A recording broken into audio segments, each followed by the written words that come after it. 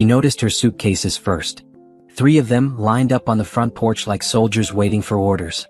Her stomach dropped. She sat in her car for a long moment, windshield wipers beating back and forth, her mind refusing to process what her eyes were seeing. She had been in Chicago for 3 days for a marketing conference. Derek knew she was coming home today.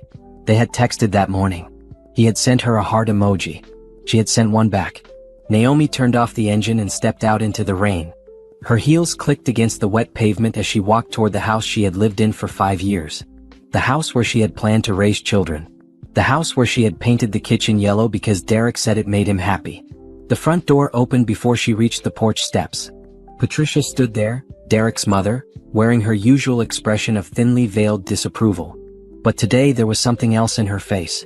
Satisfaction. "You can take your things and go," Patricia said. Her voice was flat and cold. Naomi stopped walking.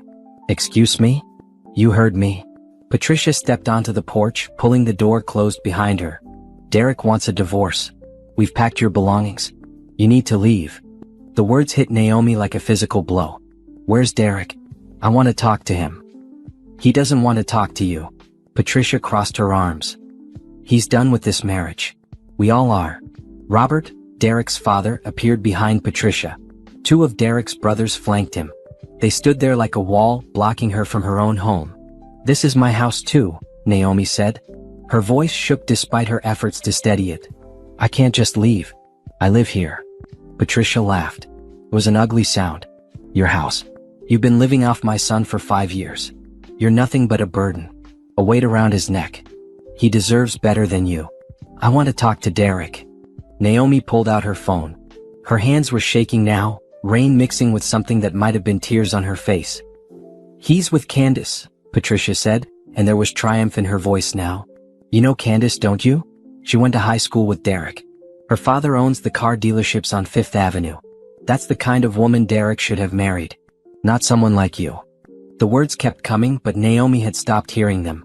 She dialed Derek's number. It rang once, then went to voicemail. She tried again. Same thing. He had rejected her call.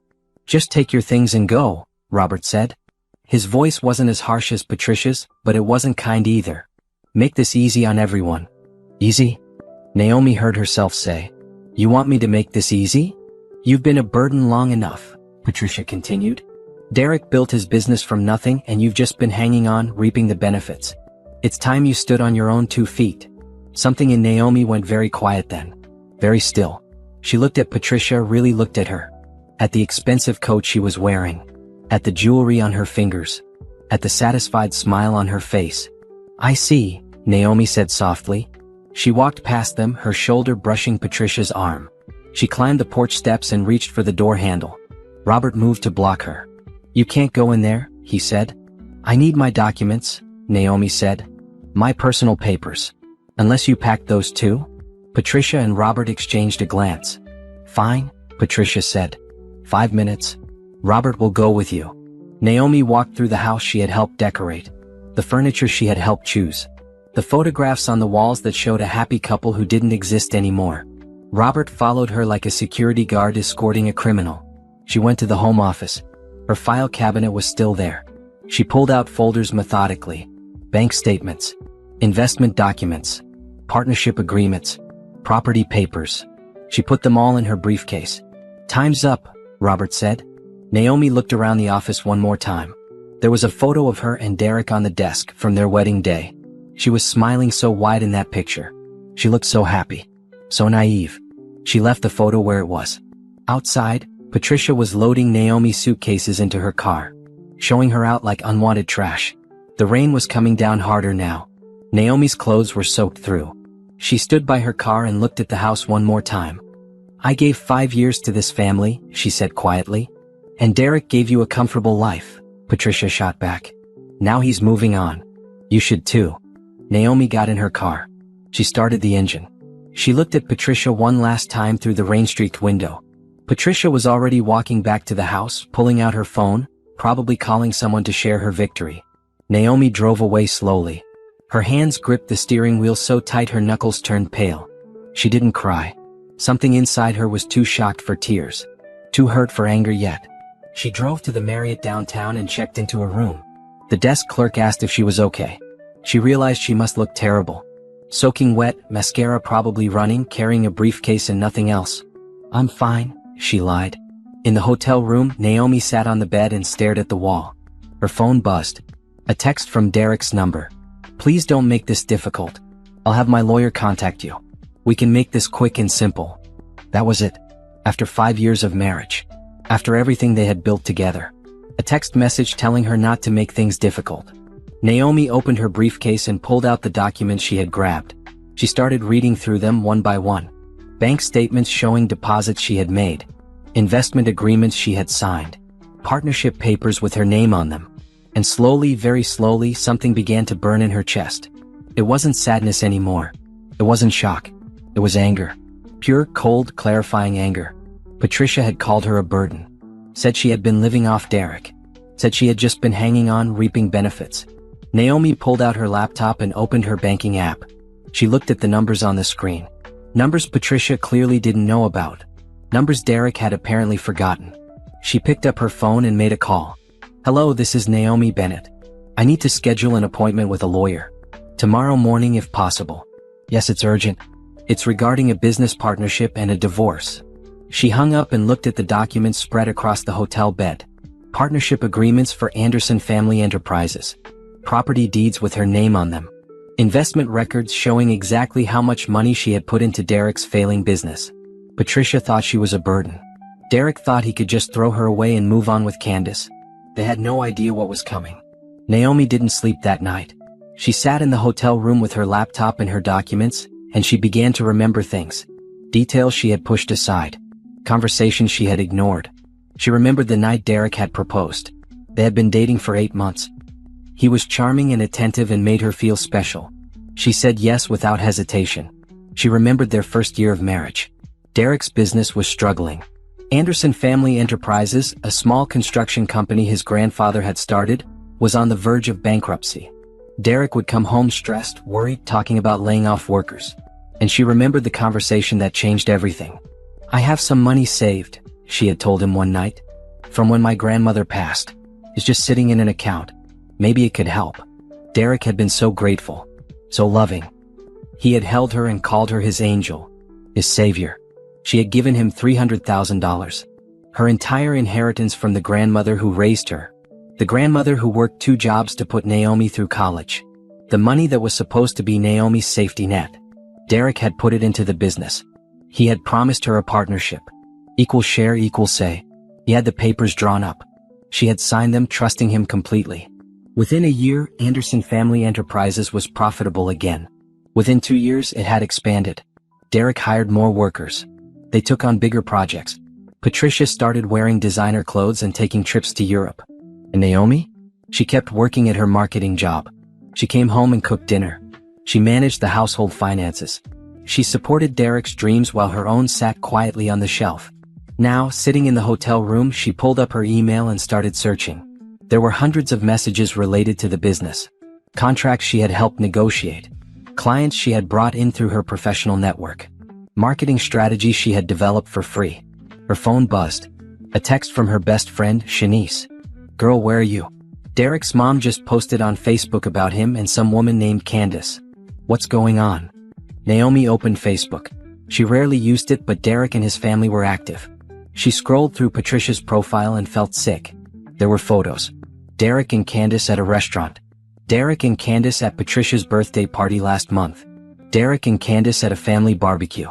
All while Naomi had been working late or visiting her aunt in Florida, or at that conference in Chicago. The comments were sickening. Such a beautiful couple. Finally, Derek found the right one. Candace is perfect for the family. Naomi noticed the dates. Some of these photos were from 6 months ago. 6 months. Derek had been cheating for at least half a year, and his entire family had known. They had welcomed Candace while Naomi was still living in that house, still playing the role of devoted wife. Her phone rang. "Shanice." "Naomi, what the hell is happening?" And Naomi told her. Everything. The suitcases on the porch. Patricia's words. Derek's text.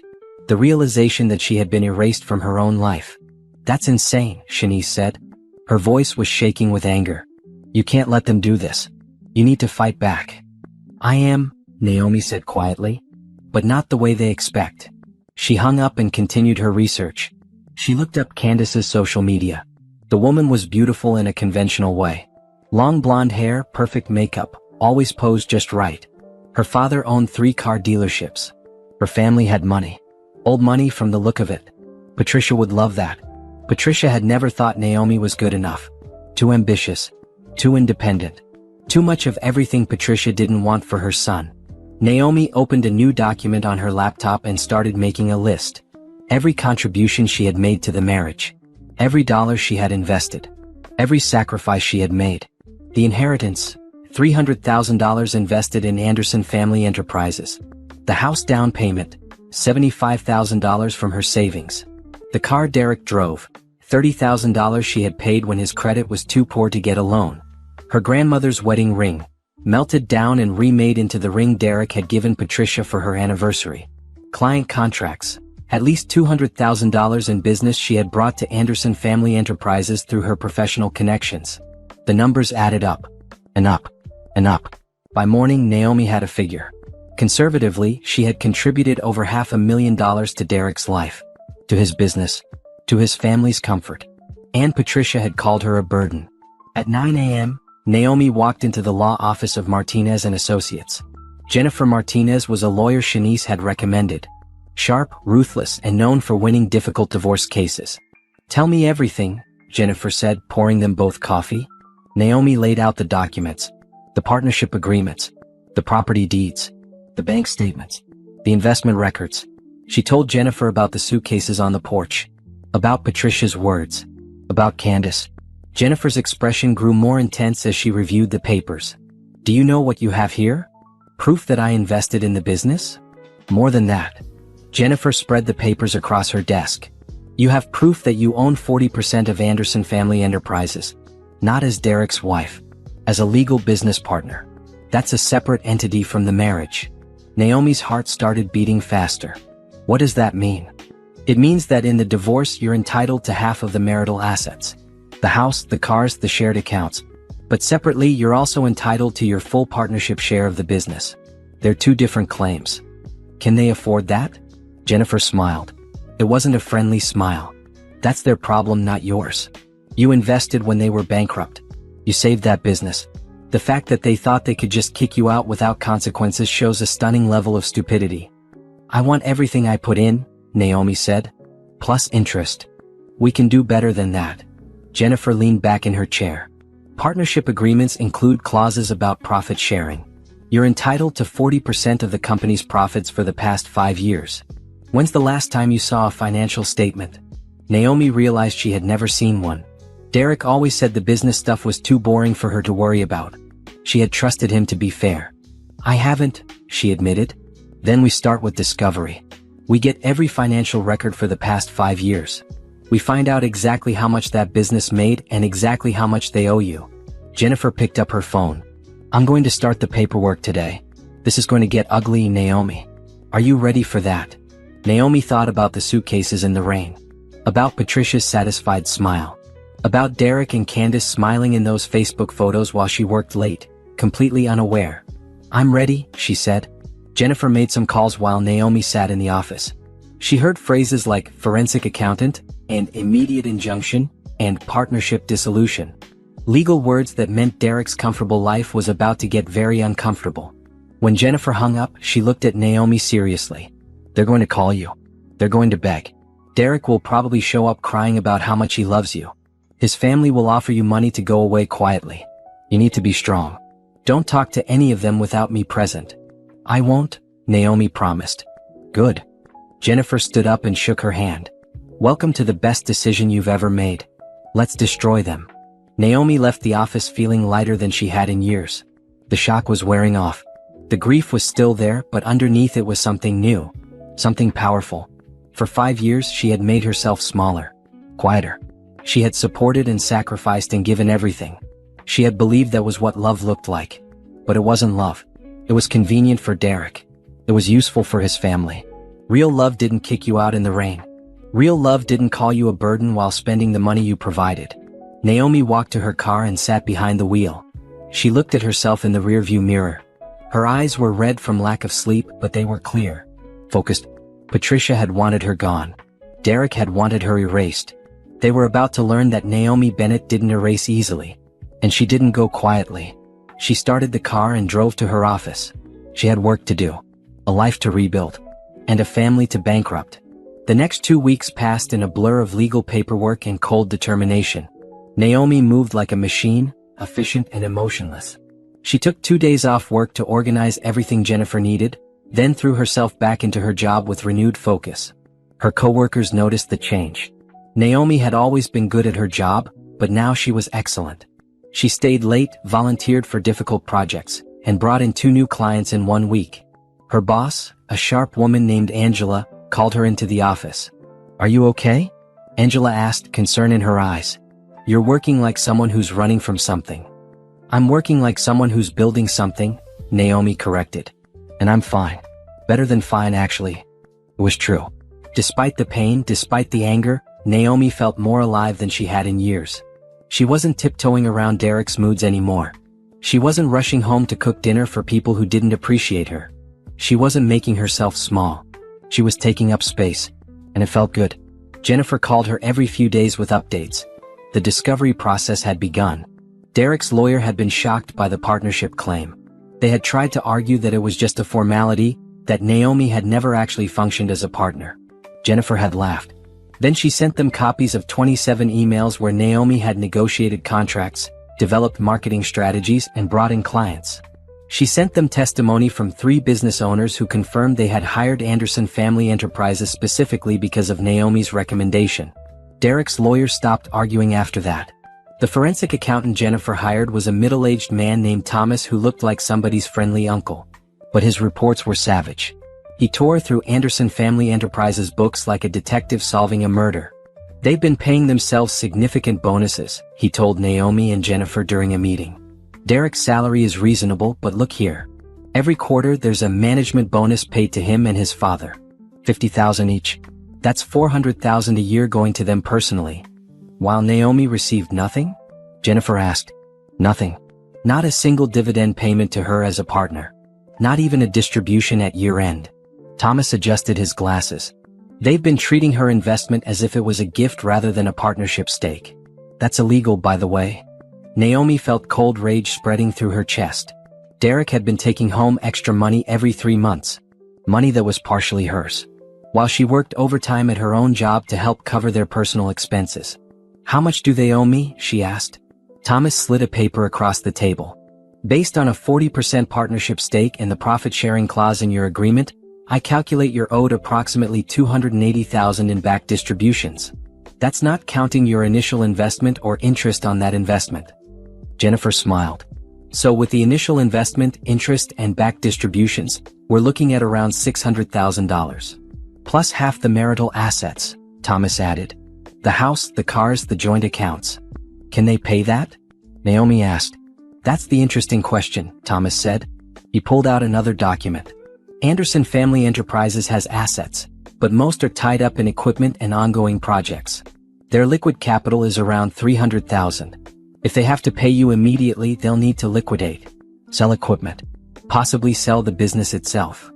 "Good," Naomi said flatly. Jennifer and Thomas both looked at her. She realized how cold she sounded.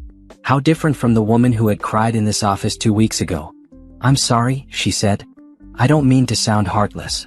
"Don't apologize," Jennifer said firmly. "They kicked you out like trash. They called you a burden while living off your money. You're not heartless, Naomi. You're finally putting yourself first." That night, Naomi sat in her new apartment. She had rented a small 1-bedroom in a building downtown. It was nothing fancy, but it was hers. She had bought new sheets, new towels, new dishes. Everything was hers, purchased with her money, touched only by her hands. She made herself dinner. Pasta with vegetables. Simple and easy. She ate it on the couch while watching a crime documentary. She didn't have to ask anyone what they wanted to watch. She didn't have to compromise. Her phone buzzed. A text from an unknown number. "Naomi, this is Robert. We need to talk. What you're doing is going to destroy this family. Derek made a mistake, but this revenge is too much. Please call me." She deleted the text without responding. Jennifer had told her not to engage. Anything she said could be used against her later. Another text came through. Patricia, this time. You're being vindictive and cruel. We welcomed you into this family and this is how you repay us? By trying to take everything we've built? You should be ashamed. Naomi stared at that message for a long time. The audacity of it. The shamelessness. They had kicked her out. They had known about Candace for months. They had stolen her partnership distributions. And somehow she was the villain? She typed a response. You're right. I should be ashamed. I'm ashamed it took me 5 years to realize what you really are. She deleted it without sending. No contact meant no contact. Instead, she opened her laptop and looked at her bank accounts. Her emergency fund had been depleted when she gave Derek the investment, but she had been rebuilding it. She had $42,000 saved. Not a fortune, but enough to live on while the legal process played out. She looked at job postings. She didn't need a new job, but she was curious. What could she do? Where could she go? For 5 years, she had planned her career around Derek's needs. His business was here, so she stayed here. His family was here, so she made this her home. But now, she could go anywhere. Do anything. The thought was terrifying and exhilarating at the same time. She got a call from Shanice. How are you holding up? I'm okay, Naomi said. Really? I'm angry, but I'm okay. I saw Patricia post it again. She's playing the victim on Facebook, saying you're trying to destroy a family business out of spite. Naomi laughed bitterly. Of course she is. Let her. The truth will come out in court. People are believing her though, Shanice warned. Derek's friends are commenting, calling you greedy and vindictive. Let them, Naomi said. She felt surprisingly calm. They don't know what really happened, and I don't owe them explanations. You're stronger than I thought, Shanice said quietly. When you first called me that night, I thought you were going to fall apart. But you're not, are you? You're fighting. I'm tired of being treated like I don't matter, Naomi said. I'm tired of making myself small so other people can be comfortable. Derek and his family wanted me gone? Fine. But they don't get to keep what's mine. After she hung up, Naomi opened the folder of documents she had assembled. Every receipt, every contract, every email. She had created a timeline of her entire marriage, documenting every contribution she had made. It was damning. And it was true. She had receipts for furniture she bought, emails confirming client contracts she secured, bank statements showing deposits she made, a paper trail of a woman who gave everything and got nothing in return. Jennifer had copies of all of it. So did Thomas. Derek's lawyer had copies too, and Naomi imagined him looking through them, realizing how badly his client had screwed up. Because the thing about the truth was this. It didn't care about feelings. It didn't care that Patricia thought Naomi was beneath them. It didn't care that Derek wanted to move on with Candace. The truth was simple. Naomi had invested $300,000 in a failing business and saved it. She was a legal partner entitled to profit distributions. She had never received them. That was theft, plain and simple. And now the bill was coming due. Naomi closed her laptop and looked around her small apartment. It wasn't much yet. She hadn't hung pictures or bought real furniture. But it was peaceful. Quiet. Hers. She thought about the house on Maple Street. The yellow kitchen. The photographs on the wall. The life she thought she was building. It had all been an illusion. A pretty lie. This apartment, with its bare walls and basic furniture, was more real than that house had ever been. Her phone buzzed again.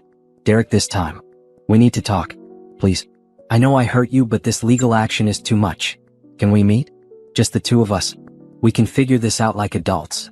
Naomi read the message twice. Like adults. As if she was the one being childish. As if she was the one who had destroyed their marriage. She typed, have your lawyer contact my lawyer. That's the only communication I'll accept. She sent it before she could second-guess herself. Then she blocked Derek's number. She blocked Patricia. She blocked Robert and Derek's brothers. She blocked Candace, even though Candace had never tried to contact her. Clean slate. Fresh start. Tomorrow Jennifer would file the official claim. The paperwork demanding payment of the partnership debt. The beginning of the end for Anderson Family Enterprises. Naomi should have felt guilty.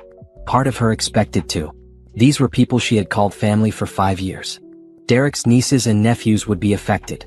Workers might lose jobs. But when she closed her eyes, all she saw were those suitcases on the porch.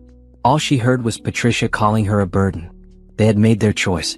Now they would live with the consequences. Naomi turned off the lights and went to bed. For the first time in 2 weeks, she slept soundly. No nightmares. No tears. Just the deep, peaceful sleep of someone who knows they're doing the right thing. The legal notice was delivered to Anderson Family Enterprises on a Tuesday morning. Jennifer had timed it perfectly. Derek was meeting with potential clients. Robert and Patricia were both in the office. The entire family was together when the process server walked in and handed them the paperwork. Jennifer called Naomi an hour later. It's done. They've been served. How did they react? The process server said Robert went pale. Patricia started yelling at him. Derek called my office 6 times in 20 minutes. I didn't answer. Jennifer sounded satisfied. Now we wait. They have 30 days to respond or settle. Naomi sat at her desk trying to focus on work. She had a presentation to finish for a potential client. A marketing campaign for a new restaurant opening downtown. Normal work. Normal life. But nothing felt normal anymore. Her phone rang constantly that day. Derek called from different numbers. Patricia called from the office line and her cell phone. Even Derek's brother tried. Naomi ignored them all. She had blocked their regular numbers, but they were desperate now, trying anything.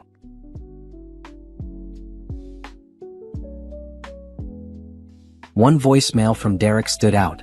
His voice was strained, almost panicked. Naomi, please. You don't understand what you're doing. This will destroy everything my grandfather built. Everything my father has worked for. I know I hurt you, but this is too much. Please call me. We can work this out. She deleted it without saving it. At lunch, she met Shanice at a cafe near her office. Shanice took one look at her and shook her head. You look tired. I didn't sleep much, Naomi admitted. I keep thinking about what happens next. Second thoughts. No. Naomi was firm. Not even a little. But it's still hard. I spent 5 years of my life with Derek. I believed we were building something together. Finding out it was all a lie takes time to process. They served the papers? This morning. Shanice whistled low. I bet Patricia is losing her mind. Probably. Naomi picked at her salad. Part of me wishes I could see her face when she realized. But mostly, I just want this to be over. It will be, Shanice assured her. And when it is, you'll be free. Actually free. Not just physically away from them, but financially separated too. They won't have any power over you. That word resonated. Power. For 5 years, Naomi had given Derek and his family power over her life, her money, her choices. She had trusted them with that power, believing they would treat it with care. They had abused it. Used it. Thrown it away the moment she was no longer convenient. Never again. After lunch, Naomi went back to work. She finished her presentation and emailed it to the restaurant owner. Then she started on a new project, a social media campaign for a boutique hotel. Work was her anchor now. It gave her purpose and distraction. Angela stopped by her desk around 4. You doing okay? You've been quiet lately. Just going through some personal stuff, Naomi said. But I'm managing. If you need time off, just ask. You've got PTO saved up. Thanks, but work is helping actually. Keeps my mind busy. Angela nodded and walked away, but Naomi saw the concern in her eyes. Her coworkers were being kind, giving her space, not asking too many questions. She appreciated it. That evening, she went to her apartment and changed into comfortable clothes. Sweatpants and a t-shirt. No makeup. No fancy outfit. Just her, alone in her space. She ordered Chinese food and ate it straight from the containers while watching television. Simple pleasures. Small freedoms. Things she had taken for granted before Derek. Her new phone buzzed. Jennifer. Derek's lawyer called. They want to meet. Already? They're panicking. The forensic accountant's report was damning. They know they don't have a defense. They want to negotiate before this goes to court. What do you think I should do? That's up to you, Jennifer said. We can meet with them. Hear what they're offering. But you don't have to accept anything. We can let this go to trial if you want. Naomi thought about it. A trial would be public. All the details would come out. Derek's affair. The stolen distributions. Patricia's cruelty. Part of her wanted that. Wanted everyone to know the truth. But another part just wanted to be done. To close this chapter and move forward.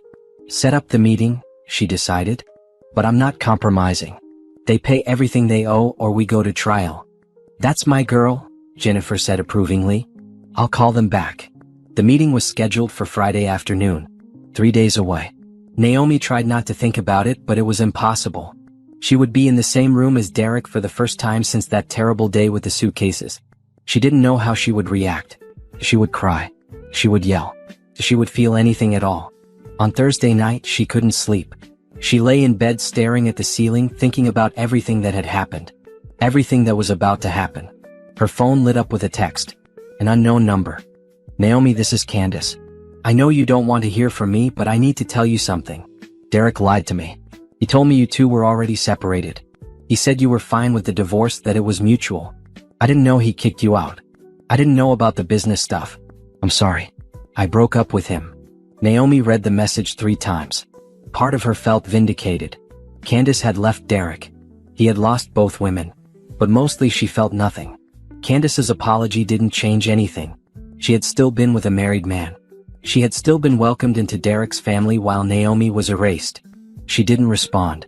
She just blocked the number and put her phone away. Friday came too quickly. Naomi dressed carefully that morning. A navy blue pantsuit. Professional. Powerful. She put on minimal makeup and pulled her hair back. She looked at herself in the mirror and barely recognized the woman staring back. This version of Naomi was harder. Colder. Less willing to bend. She liked her. The meeting was at Jennifer's office. Naomi arrived 15 minutes early. Jennifer met her in the lobby. Remember, you don't have to say anything. I'll do the talking. Just sit there and look strong. I can do that, Naomi said. They went to the conference room. It was large and intimidating with a long table and leather chairs. Jennifer had set it up deliberately. Power dynamics mattered in negotiations. Derek arrived exactly on time. He walked in with his lawyer, a middle-aged man named Peterson who looked uncomfortable. Behind them came Patricia and Robert. Naomi hadn't expected them. She felt her stomach clench, but she kept her face neutral. Derek looked terrible. He had lost weight. There were dark circles under his eyes. His hair needed cutting. He looked like a man who hadn't slept in days. Good, Naomi thought coldly. Now he knows how it feels. Patricia looked furious. Her face was tight with barely controlled rage. She glared at Naomi with pure hatred. Robert just looked tired. Defeated. They all sat down. Derek tried to catch Naomi's eye. She looked at the wall behind him instead. Let's begin, Jennifer said crisply. You asked for this meeting. What are you offering? Peterson cleared his throat. My clients acknowledged that there was a partnership agreement. However, they believe Ms. Bennett's claims are exaggerated. The business's success wasn't solely due to her investment. The Anderson family's hard work and expertise were significant factors. That's not what we asked, Jennifer said. We asked what you're offering. Not your opinion on who deserves credit. Peterson pulled out a document. We're prepared to offer Ms. Bennett her initial investment back. $300,000. Plus $50,000 for her trouble. That's $350,000 paid out over 3 years. In exchange, she dissolves the partnership and signs a non-compete clause. Jennifer didn't even look at the document. No. Excuse me? No. That offer is insulting. My client is owed $600,000 minimum. That's not negotiable. The only question is whether you pay it voluntarily or we take it through court. Patricia exploded. $600,000. That's insane. We don't have that kind of money lying around. Then sell the business, Jennifer said calmly. Liquidate your assets. File for bankruptcy. I don't care how you get it. But my client is getting what she's legally owed. This is extortion, Patricia hissed. No, this is business, Jennifer replied. Your family entered into a partnership agreement. You violated the terms of that agreement by not paying distributions. You committed fraud. Now you pay the price. Derek finally spoke. His voice was hoarse. Naomi, please. Look at me. She didn't want to. But something made her turn her head. Their eyes met. I'm sorry, he said. I'm so sorry for everything. I was wrong. I was a coward. But please don't do this. This business is my family's legacy. My grandfather started it. My father built it. Don't destroy it out of revenge. Naomi felt Jennifer's hand on her arm, a silent reminder not to engage. But she couldn't help herself. You destroyed it, she said quietly. The day you kicked me out. The day you stole my money. The day you chose Candace over your wife. You destroyed everything, Derek. I'm just collecting what's mine. We'll pay you back, Derek said desperately. Over time. We can set up a payment plan. 5 years. 10 years. Whatever you need. Just don't force us to liquidate. You had 5 years to pay me, Naomi said. 5 years of quarterly distributions you kept for yourselves. 5 years of treating my investment like it was a gift. Why should I give you more time? Because I loved you, Derek said. His voice broke. I still love you. I made mistakes, but we can fix this. We can go to counseling. We can start over. Just please drop the lawsuit. Naomi stared at him. This man who had been her husband, who had promised to love and cherish her, who had kicked her out in the rain without a second thought. You don't love me, she said. You love what I can give you. My money, my connections, my willingness to make myself small so you can feel big. That's not love, Derek. That's exploitation. She stood up. Jennifer, I'm done here. Let them know our final offer. $600,000. Paid in full within 90 days. Or we go to trial. She walked out of the conference room without looking back. She heard Patricia start yelling. Heard Derek call her name. Heard Robert trying to calm everyone down. She didn't care. She was done listening to them. Done caring about their feelings. Done being the reasonable one. In the hallway, she leaned against the wall and took a deep breath. Her hands were shaking. Not from fear. From relief. She had faced them. She had been strong. She hadn't caved. Jennifer came out a moment later. You were perfect. Cold as ice. They're scared now. Good, Naomi said. They should be. Peterson asked for time to discuss with his clients. I gave them 48 hours to respond. After that, we file for trial. Naomi nodded. She felt exhausted suddenly. Drained. Like she had run a marathon. Go home, Jennifer said gently. Rest. You did well today. Naomi drove home in a daze. She went to her apartment and collapsed on the couch. She didn't cry. She didn't feel angry. She just felt empty. Her phone buzzed. Shanice, how did it go? I told them to pay or we go to trial. And Derek begged. Patricia screamed. Robert looked like he aged 10 years. But I didn't back down. I'm done being weak, Shanice. I'm done letting them walk all over me. Proud of you, girl. You want company? No. I just want to sleep. She hung up and closed her eyes. In 2 days she would have her answer. Either they would pay or she would destroy them in court. Either way, Naomi Bennett was taking back her life. The response came on Sunday evening. Naomi was eating dinner when Jennifer called. They agreed, Jennifer said. $600,000. But they're asking for 6 months to pay, not 90 days. They need time to liquidate assets. Naomi thought about it. 6 months was longer than she wanted. But it was also realistic. What happens if they don't pay? We put a lien on the business. On their personal property. If they default, we seize everything. The business, their homes, their cars. Everything. And they agreed to that?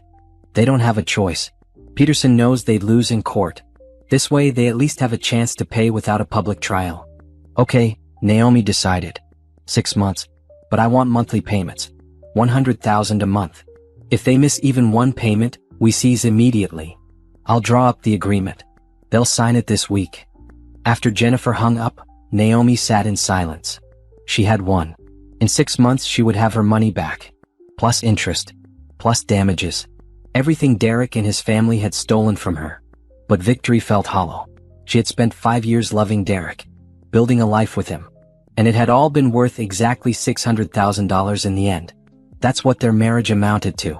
A business transaction that went bad. She wondered if Candace knew.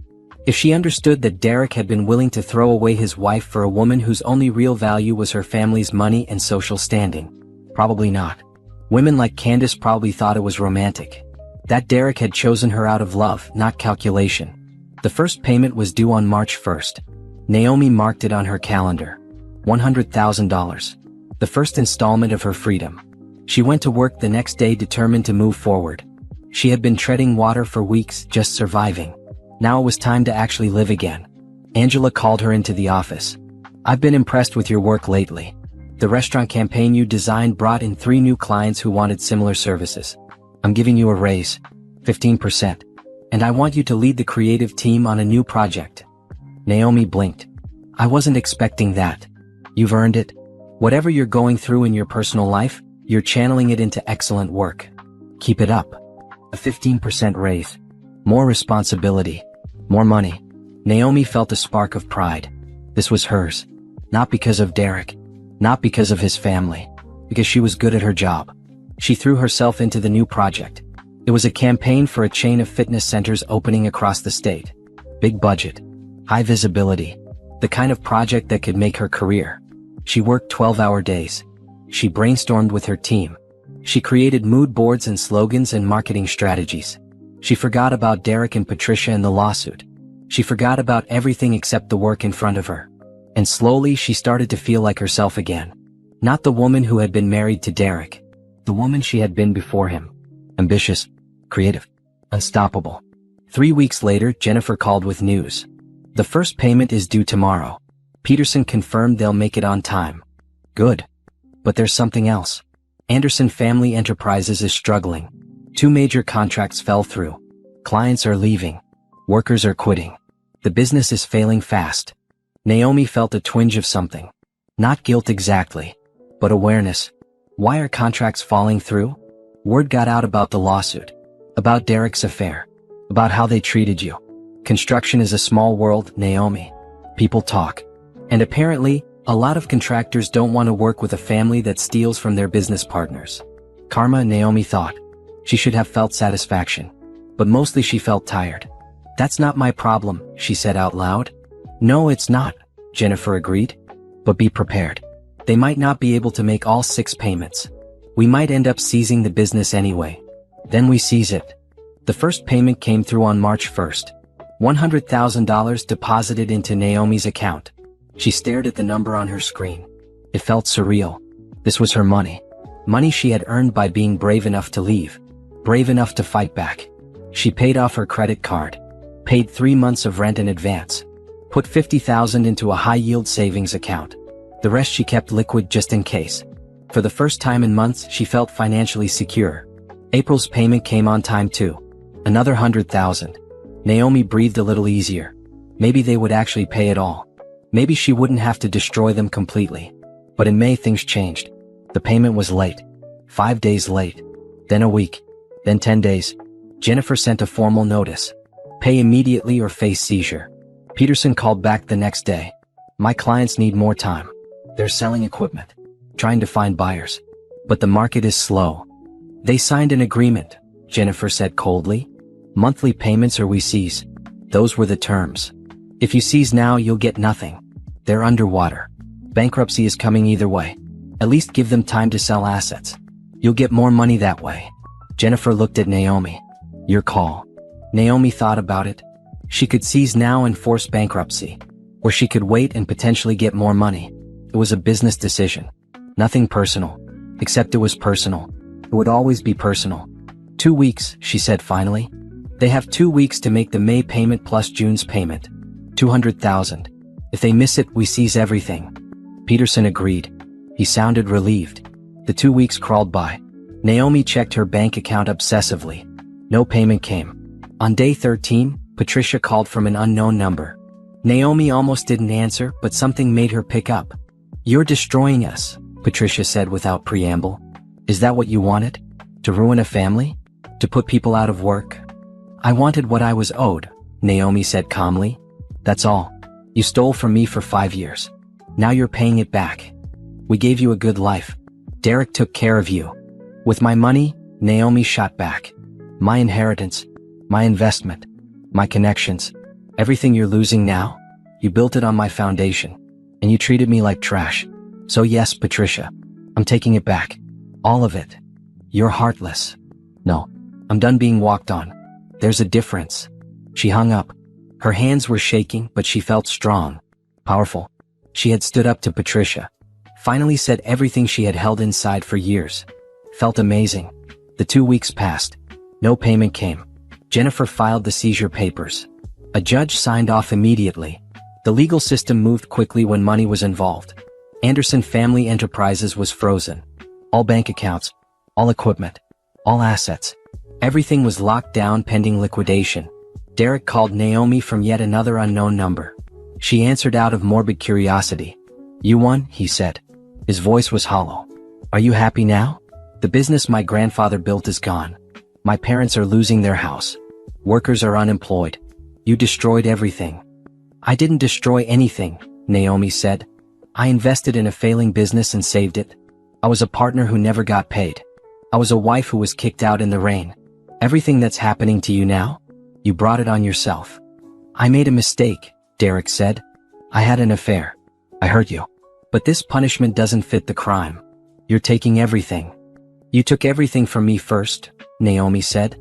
My money, my trust, 5 years of my life. And you did it without blinking. So yes, Derek, I'm taking everything back. And I'm not sorry. She hung up before he could respond. She blocked that number too.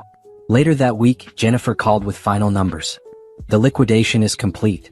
After paying off business debts and legal fees, the remaining assets total $520,000. Combined with the $200,000 they already paid you, that's $720,000. More than we sued for. What happens to Derek's family?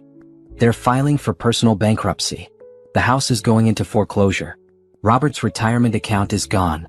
Patricia is looking for work for the first time in 30 years. Derek moved in with his brother.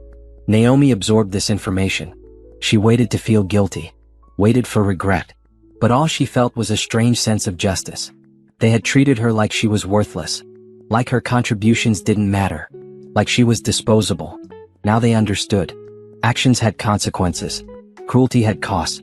Make sure the workers get their final paychecks, Naomi said. Whatever's left after that, put it in my account. Already done. The workers were paid first. You'll have the remainder by Friday. Friday came. Naomi's account balance jumped by $520,000. Added to what she had already received, she now had $720,000. More money than she had started with. More than Derek had ever paid her. She sat in her apartment and looked at the number on her screen. This was freedom. Real, tangible freedom. She could pay off her student loans. She could invest. She could start her own business. She could do anything. The possibilities were dizzying. Her phone buzzed. Shanice, I heard the business is done. You okay? I'm okay, Naomi said. And she meant it. I'm actually okay. Want to celebrate? Drinks tonight? You know what? Yes. I think I deserve a celebration. They went to a nice bar downtown. Naomi ordered expensive wine and allowed herself to relax for the first time in months. Shanice raised her glass. To Naomi, who took back her power and didn't apologize for it. They clinked glasses. Naomi drank and felt the wine warm her from the inside. She wasn't happy exactly. Too much had happened for happiness. But she was content. Satisfied. At peace. She had fought. She had won. And now, finally, she could move forward. Without Derek. Without his family. Without the weight of their expectations and cruelty. Just Naomi. Free and whole and ready for whatever came next. The aftermath was strange. Naomi kept expecting to feel something. Guilt, regret, even satisfaction. But mostly she felt nothing. Just a vast, quiet emptiness where Derek and his family used to be. She returned to work with renewed purpose. The fitness center campaign was a massive success. Her team's marketing strategy increased memberships by 40% in the first quarter. Angela was thrilled. I'm promoting you to Senior Creative Director, Angela announced one morning. You've more than earned it. Plus, it comes with another raise in profit sharing. Naomi accepted gracefully, but inside she was reeling. Senior Creative Director. A title she had wanted for years. A title Derek had always said she wasn't ready for. He had been wrong about so many things. Life settled into a new rhythm. She worked hard during the day. In the evenings, she explored the city like a tourist. She went to museums she had never visited. Tried restaurants she had never been to. Derek had hated trying new things, preferring the same 5 restaurants on rotation. She bought herself things without asking permission. A new laptop. Expensive skincare products.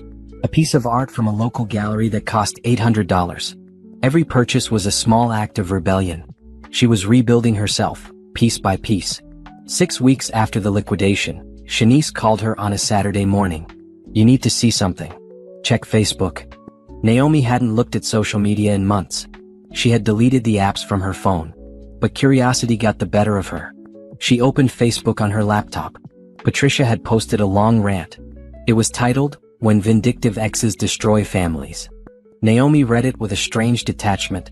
To all our friends and family who have been asking what happened to Anderson Family Enterprises. We were destroyed by a vindictive ex-daughter-in-law who valued revenge over compassion.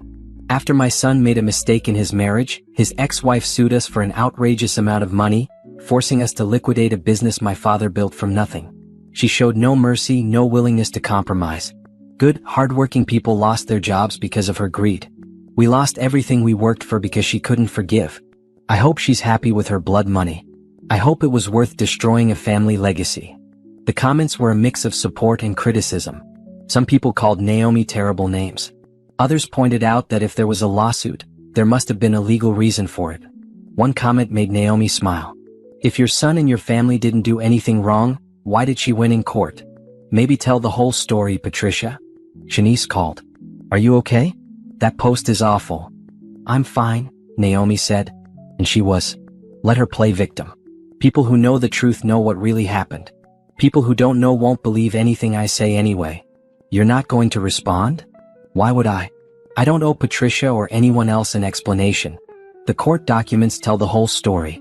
If people want to know the truth, they can look it up. When did you get so zen? Shanice asked, impressed. When I stopped caring what Derek's family thinks of me, Naomi said. They can spin this however they want. I have my money. I have my freedom. They can't touch me anymore. But the universe wasn't done with surprises. 2 weeks later, Naomi was at her favorite coffee shop when she heard a familiar voice. Naomi? She turned. Derek stood there holding a cup of coffee. He looked even worse than the last time she saw him. Thinner, older, defeated. Derek. Her voice was neutral, polite, the way you'd greet a stranger. Can we talk? Just for a minute? Every instinct told her to say no, to walk away. But she was curious. What could he possibly have to say now? 1 minute, she agreed. They sat at a corner table. Derek wrapped his hands around his coffee cup like he was cold, even though it was warm outside. I'm sorry, he said. I know I've said it before, but I need you to know I really am sorry. For everything. The affair. Letting my family treat you that way. All of it. Okay. Is that all you have to say? What do you want me to say, Derek? That I forgive you? That I understand? I don't. You kicked me out of my own home. You stole money from me for 5 years. Your mother called me a burden while wearing jewelry I helped pay for. So no, I don't have anything to say except okay. Derek flinched. I know I hurt you. But did you have to destroy everything? Couldn't you have just taken your money and left it at that? I did take my money. That's exactly what I did. It's not my fault that your business was built on my investment and couldn't survive without it. People lost jobs, Naomi. Good people. My parents lost their home. Your parents stole from me, Naomi said flatly. They took distributions that belonged to me. They treated me like trash. And they knew about Candace for months without telling me. So forgive me if I don't feel sorry for them. Where does it end? Derek asked. His voice was desperate now. How much is enough? You have your money. You destroyed the business. My family is broken. When does the revenge stop? Naomi looked at him. Really looked at him. This man who had been her husband. Who she had loved. Who she had trusted with everything.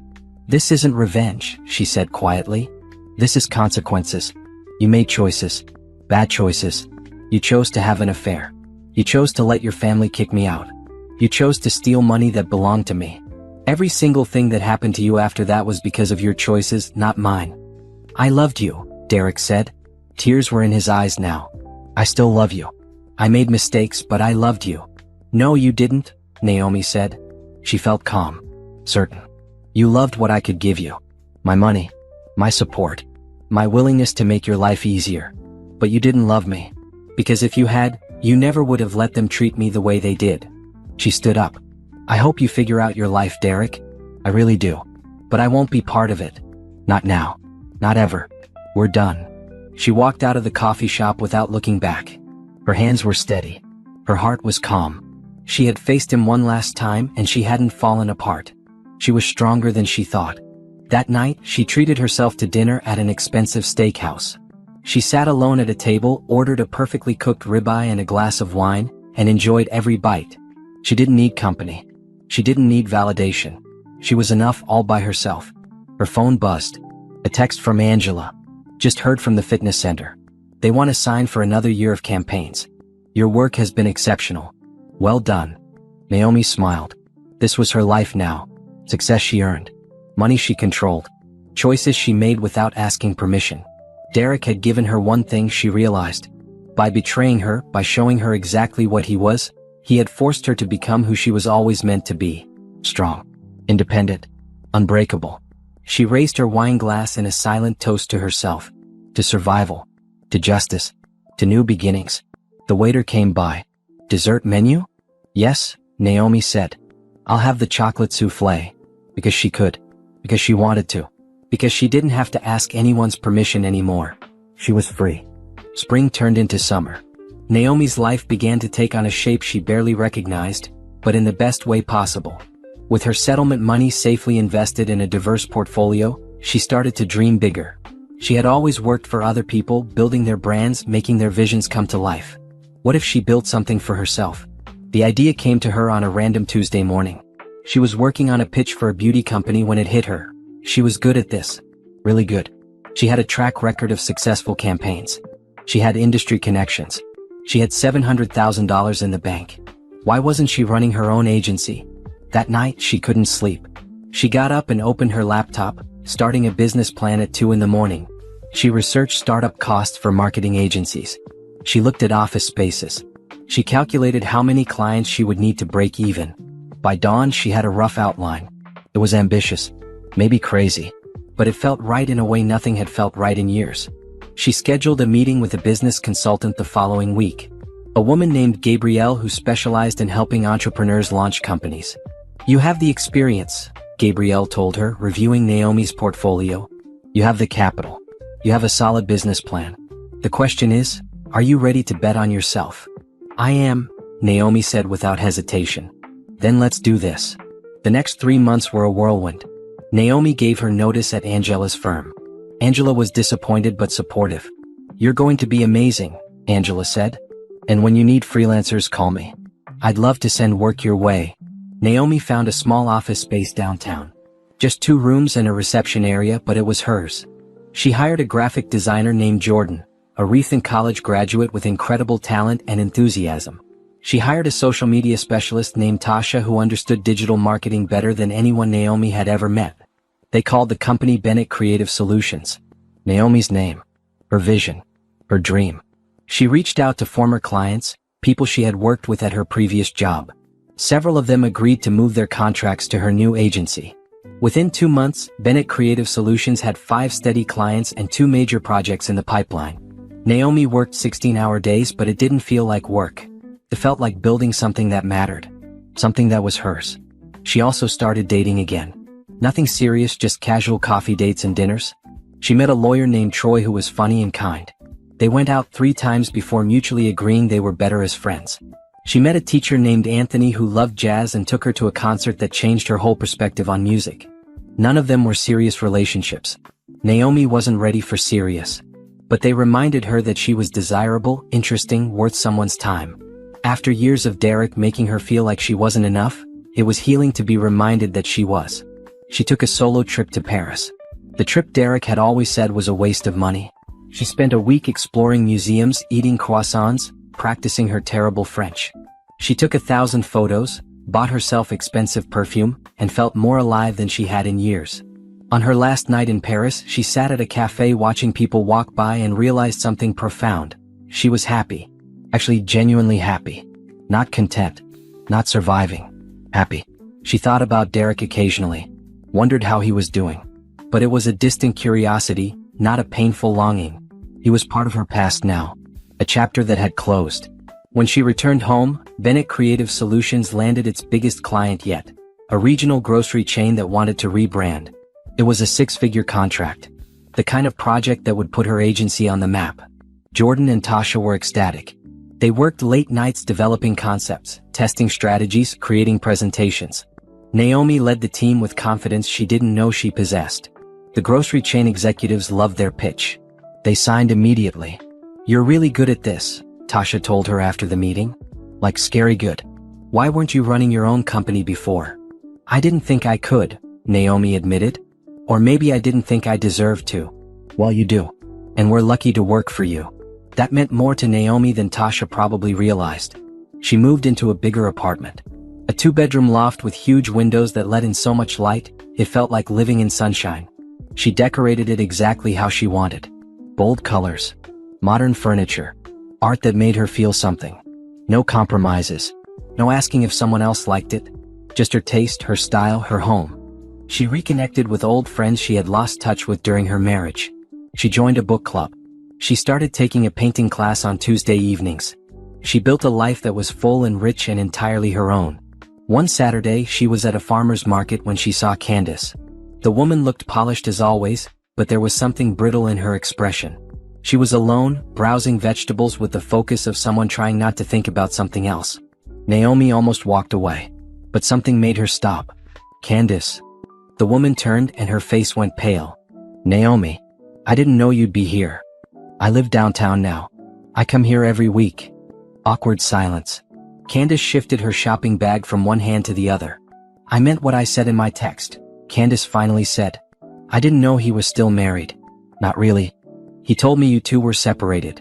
"It doesn't matter now," Naomi said. And it didn't. This woman had been a symptom of Derek's problems, not the cause. "I heard about the business. About everything." Candace looked uncomfortable. "I know people think it was brutal, but I get it. They lied to you. They used you." "Yes, they did. For what it's worth, Derek was miserable after I left. He kept calling me begging for another chance. But I could see what he was. A man who wanted someone to save him. I didn't want that job." "Neither did I," Naomi said. "Not anymore." Candace managed a small smile. "You look good. Happy." "I am. I'm glad. You deserve it." They parted ways. Naomi continued shopping, but the encounter stayed with her. Even Candace had seen the truth eventually. Derek was a man who wanted to be rescued. He wanted someone to fix his problems, fund his dreams, make his life easier. He had never wanted an equal partner. He had wanted a support system with legs. That evening, Naomi cooked dinner in her beautiful apartment. She video called Shanice while she was making pasta. "You look amazing," Shanice said. "Glowing." "I feel amazing," Naomi admitted. "I love my job. I love my apartment. I love my life." "Is that weird? To love your own life?" "Girl, that's the goal. That's what everyone should be aiming for. I just keep thinking about the woman I was a year ago. Married to Derek, living in that house, thinking I was happy. I had no idea how small I was making myself." "You're not small now. You're magnificent." After they hung up, Naomi sat on her balcony watching the city lights. She thought about everything that had happened. The pain, the betrayal, the fight, the victory.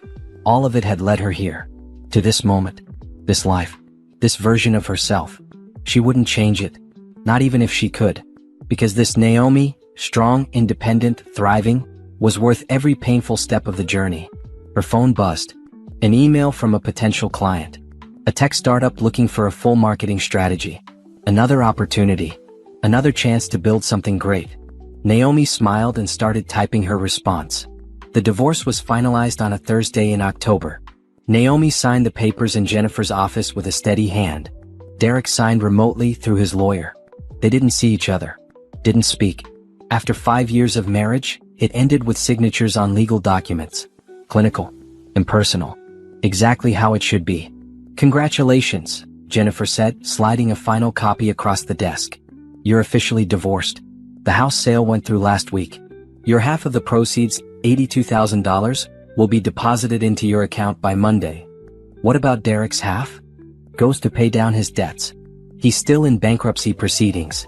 It'll be years before he's financially stable again." Naomi nodded.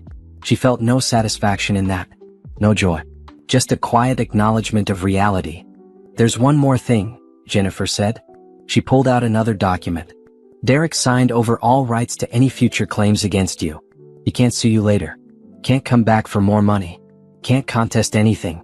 It's completely finished." "Good." Jennifer studied her. "You're handling this well. A lot of my clients fall apart at this stage." "I fell apart a year ago," Naomi said, "when I found my suitcases in the rain. I don't have any more tears for Derek or his family.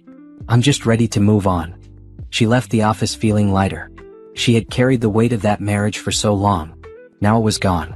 Dissolved. Behind her, Bennett Creative Solutions was thriving. They had taken on 2 new employees and moved to a larger office space. Naomi's calendar was booked solid with client meetings and strategy sessions. She was making more money than she ever had at her previous job, and she was building something that could last for decades. She had also started mentoring young women in marketing. She gave talks at local colleges about entrepreneurship. She shared her story, not the painful details but the lesson, that you could lose everything and rebuild even stronger. One of her ments, a college senior named India, asked her during a coffee meeting, "What do you wish someone had told you when you were my age?" Naomi thought about it. I wish someone had told me that my value isn't determined by how useful I am to other people. That I don't have to make myself smaller to make someone else comfortable. That saying no is powerful. That leaving is sometimes the bravest thing you can do. India nodded, taking notes on her phone. Also, Naomi added, keep your own bank account. Document everything. And never invest money you're not willing to lose. India laughed. That's specific. I learned it the hard way. 3 weeks after the divorce was final, Naomi received an unexpected call. It was from Robert, Derek's father. She almost didn't answer, but curiosity won. Hello? Naomi. It's Robert. He sounded old, tired. I hope I'm not bothering you. What do you want, Robert? I want to apologize. For everything. For how we treated you. For what we said. For letting Patricia lead us into such terrible behavior. Naomi sat down. She hadn't expected this. Okay. I know it's too late. I know sorry doesn't fix anything. But I needed you to know that I see it now. How wrong we were. You saved our business. You were good to Derek. And we repaid you with cruelty. I'm ashamed. Thank you for saying that, Naomi said carefully. But it doesn't change anything. I know. I'm not asking for anything. I just wanted you to hear it from me. You deserved better than you got from this family. After he hung up, Naomi sat with the phone in her hand for a long time. Robert's apology was unexpected. It didn't erase what happened, but it acknowledged the truth. Sometimes that was all you could hope for. She thought about calling him back. About saying something kind. But she didn't. Some wounds were too deep for kindness to bridge. Robert would have to live with his regrets and she would live with her freedom. Fair trade. She went back to work, focusing on a campaign for a new boutique hotel opening downtown. Jordan had designed stunning visuals. Tasha had created a social media strategy that was going viral. Bennett Creative Solutions was becoming known for innovative, effective work. Naomi was building a reputation. Her name. Her legacy. Not as Derek's wife. Not as the woman who destroyed Anderson Family Enterprises. As Naomi Bennett, entrepreneur, creative director, businesswoman. That was worth more than all the settlements and apologies combined. One evening she was working late when Tasha knocked on her office door. Boss, you need to see something. Tasha pulled up an article on her laptop. Anderson Family Enterprises officially declared bankruptcy today. The assets were sold at auction. Derek's parents are moving to a smaller house in the suburbs. Derek is working construction for another company now. Entry-level position. Naomi read the article. It was factual neutral. Just the basic details of a business failure. No mention of her lawsuit. No drama. Just an ending. How do you feel? Tasha asked. I feel nothing, Naomi said honestly. Is that cold? No. It's healthy. You moved on. They're still dealing with consequences. That's how it should be. After Tasha left, Naomi turned off her computer and looked around her office. Framed awards from successful campaigns. Photos of her team. A vision board showing her 5-year plan for the agency. This was her empire. Small but growing. Built on her talent, her hard work, her vision. Derek had once told her she wasn't ambitious enough. That she was too comfortable at her job. That she would never take the risks necessary to build something great. He had been wrong about everything. She packed up her laptop and headed home. Tomorrow she had a meeting with a potential investor. A venture capitalist who was interested in funding expansion. Bennett Creative Solutions could go regional. Maybe even national. The possibilities were endless. Her phone buzzed. A text from Anthony, the teacher she had dated briefly. Jazz festival next weekend. Want to go as friends? She smiled. Yes, that sounds perfect. She was building a life filled with people who valued her. Work she loved. A future that excited her. Derek and his family were in her past. A cautionary tale. A lesson learned. But they weren't her present. And they definitely weren't her future. Naomi Bennett had moved on. And she had never looked back. Bennett Creative Solutions celebrated its first anniversary with a party in their office. Naomi had ordered catering from a local restaurant and champagne that was probably too expensive for a small business celebration. But she didn't care. They had survived their first year. They had thrived. Jordan, Tasha, and the 3 new employees they had hired raised their glasses as Naomi gave a toast. A year ago this was just an idea. A crazy dream I had at 2 in the morning. I didn't know if it would work.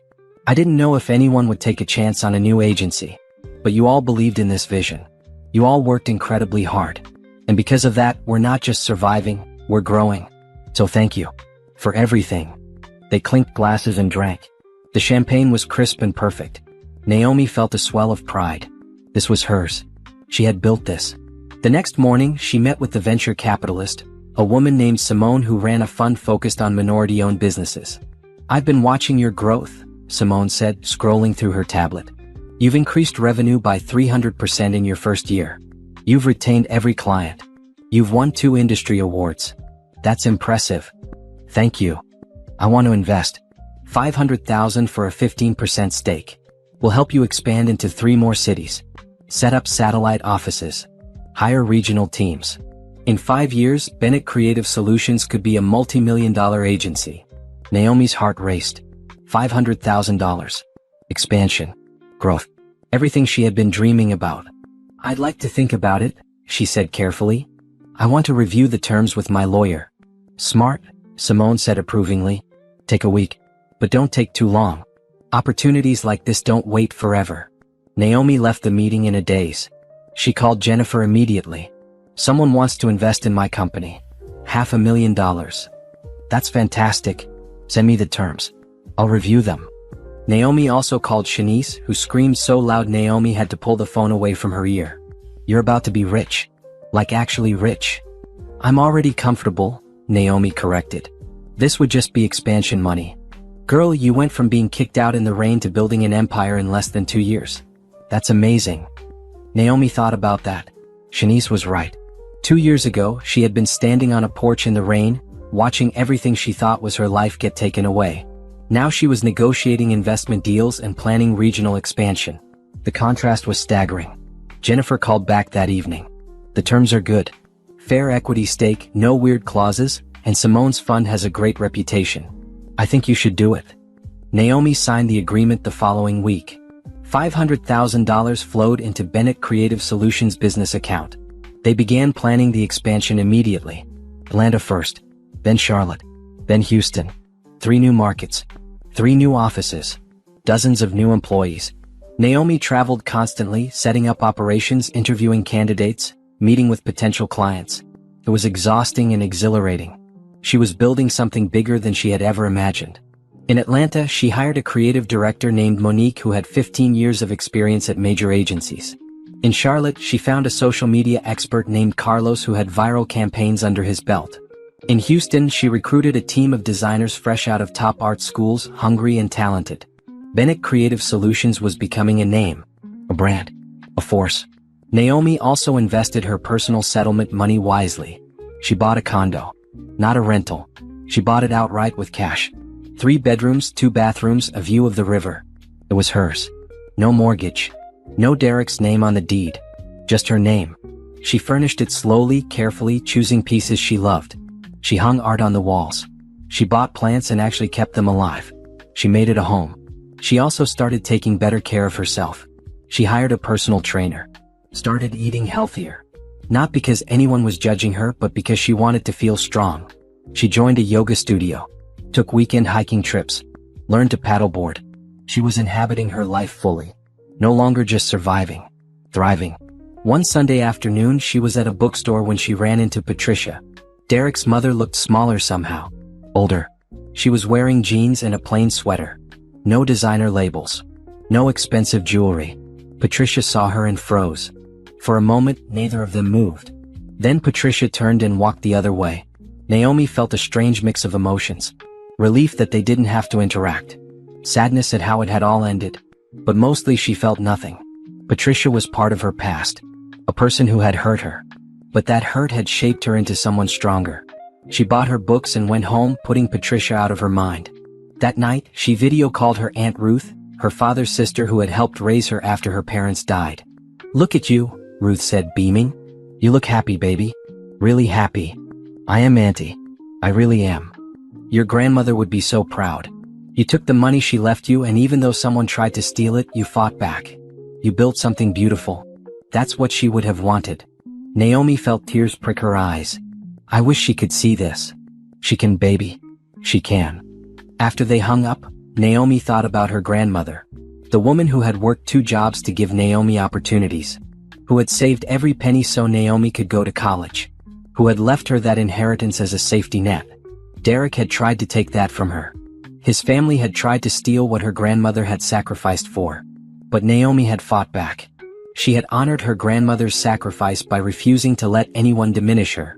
She poured herself a glass of wine and sat on her balcony. The city sparkled below her. Thousands of lights. Thousands of lives.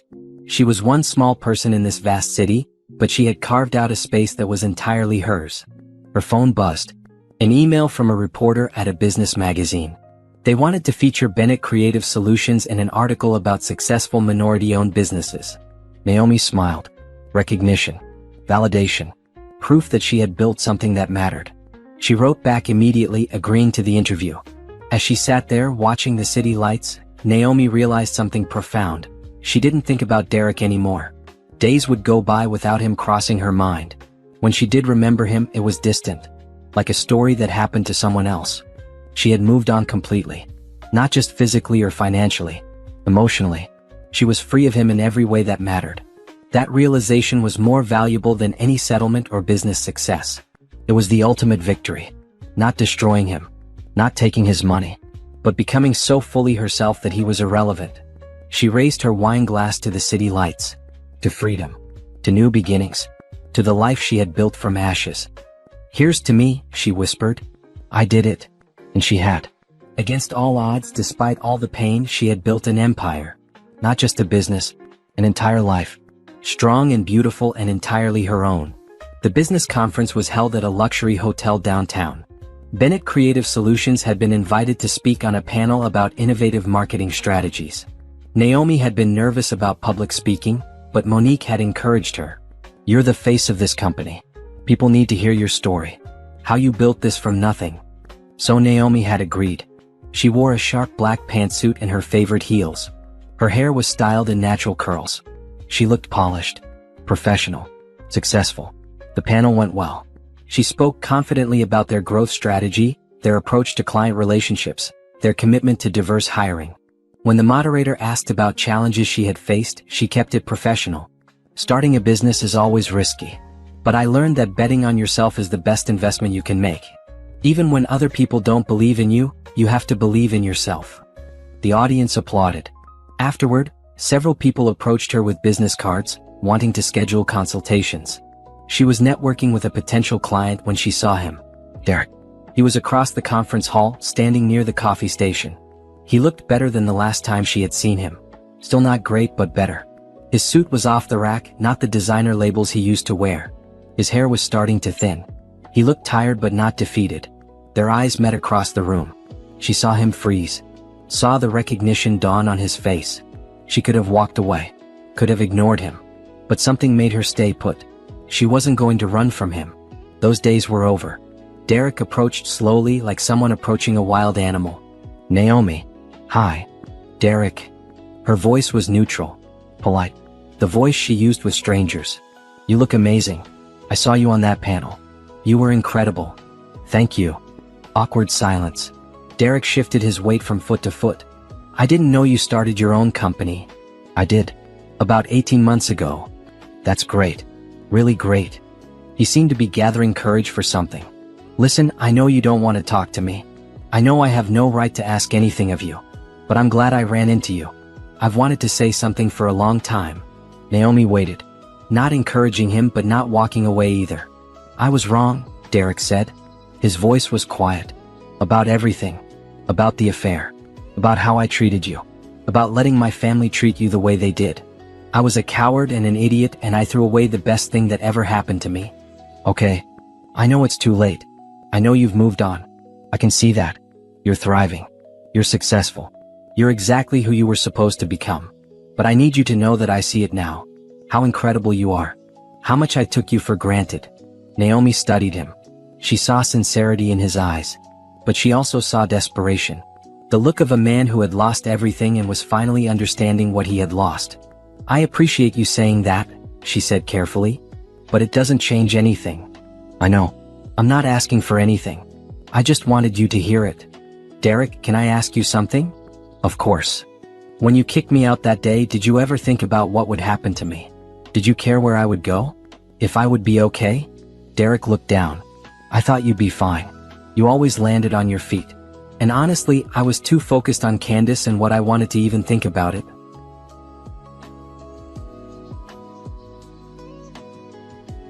That's what I thought.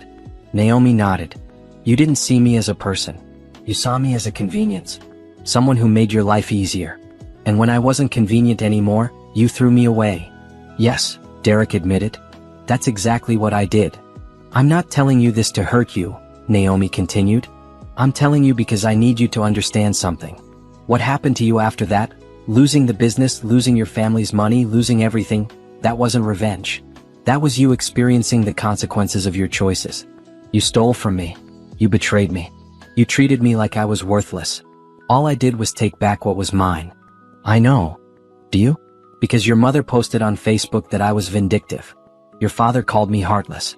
You sent me messages saying I was destroying your family out of spite.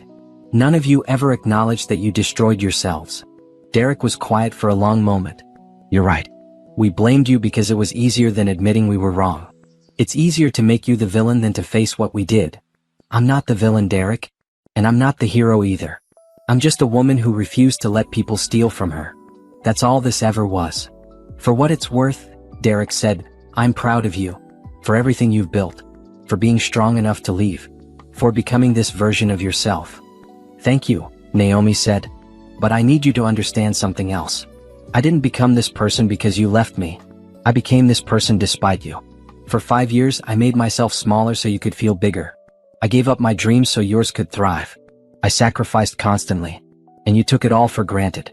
When you forced me out, you actually gave me a gift. You gave me the chance to remember who I was before you. And it turns out I like her a lot better. Derek's eyes were watery now. I'm sorry. I know you are. But sorry doesn't fix anything. It doesn't give me back 5 years. It doesn't erase the pain. It just means you finally understand what you lost. Is there any chance? Derek started. No, Naomi said firmly. There's no chance. Not now. Not ever. I've moved on, Derek. Completely. You're part of my past and that's where you'll stay. I understand. Derek wiped his eyes. I just thought I should ask. Try one more time. Now you know. And you can stop wondering. A potential client approached Naomi with a business card. She turned to them with a professional smile, effectively dismissing Derek. When she glanced back, he was walking away. His shoulders slumped. His whole posture screaming defeat. She felt a twinge of something. Not pity exactly. Not satisfaction either. Just a quiet acknowledgement that this chapter was finally, truly closed. She had said everything she needed to say. He had heard it. It was done. The potential client introduced herself as the CMO of a major retail chain. Your panel presentation was fascinating. We're looking for a creative agency to rebrand our stores. Would Bennett Creative Solutions be interested in pitching? Naomi focused completely on the conversation. This was her life now. New clients. New opportunities. Forward momentum. She scheduled a meeting for the following week. They exchanged information. The woman walked away smiling. Naomi looked around the conference hall. Hundreds of professionals networking, making deals, building connections. She was one of them now. A successful entrepreneur. A respected voice in her industry. Not Derek's ex-wife. Not the woman who destroyed Anderson Family Enterprises. Just Naomi Bennett, CEO of a thriving marketing agency.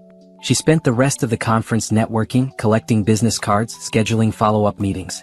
By the end of the day, she had 6 potential new clients and an invitation to speak at another conference in Atlanta. On her way out, she passed the coffee station where she had talked to Derek. He was gone, of course. Probably back to his entry-level construction job. His small apartment. His diminished life. She felt no triumph in that. No satisfaction. Just the knowledge that their paths had diverged completely. He was going one direction. She was going another. They would never intersect again. In the car, she called Monique. The conference was excellent. I have 6 potential leads and another speaking invitation. Boss, you're a star.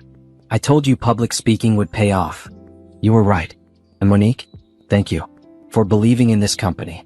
For believing in me. You make it easy to believe. That evening, Naomi went home to her condo. She kicked off her heels and poured herself wine. She stood at her window looking out at the city she had claimed as her own. Her phone buzzed with notifications. New connections on LinkedIn. Follow-up emails from people she had met. A text from Shanice asking how the conference went. She responded to the important ones. ignored the rest. She had learned to prioritize her energy, her time, her attention. She opened her laptop and checked Bennett Creative Solutions accounts. Revenue was up 23% from last quarter. Their Atlanta office had just signed 2 major clients. Charlotte was exceeding projections. Houston was building momentum. Everything she had built was thriving. She thought about Derek's words. "I'm proud of you." She didn't need his pride. Didn't need his approval or validation. But it was nice to know he understood finally what he had thrown away. She pulled up her business plan for the next 5 years. National expansion. International clients. Maybe franchising the model. Teaching other entrepreneurs how to build agencies. The possibilities were endless. Exciting. Completely within her control. Naomi closed her laptop and raised her wine glass to her reflection in the window. "To me," she said softly, "for being brave enough to leave. For being strong enough to fight. For being smart enough to build something beautiful from the wreckage." She drank and felt the wine warm her from the inside. Tomorrow she had meetings, pitches, strategy sessions, a company to run, an empire to expand. But tonight she would rest, celebrate quietly, acknowledge how far she had come. From the woman crying in a hotel room 18 months ago to the CEO of a successful company. From devastated and broken to whole and thriving. From someone who had lost everything to someone who had built an empire. Derek had said she always landed on her feet. He had been wrong about that too. She hadn't just landed on her feet. She had soared. And she was never coming back down. Naomi Bennett had won. Not by destroying Derek. Not by taking revenge. But by refusing to let his betrayal define her. By choosing herself. By building a life so full and beautiful that he became irrelevant. That was the ultimate victory. And she was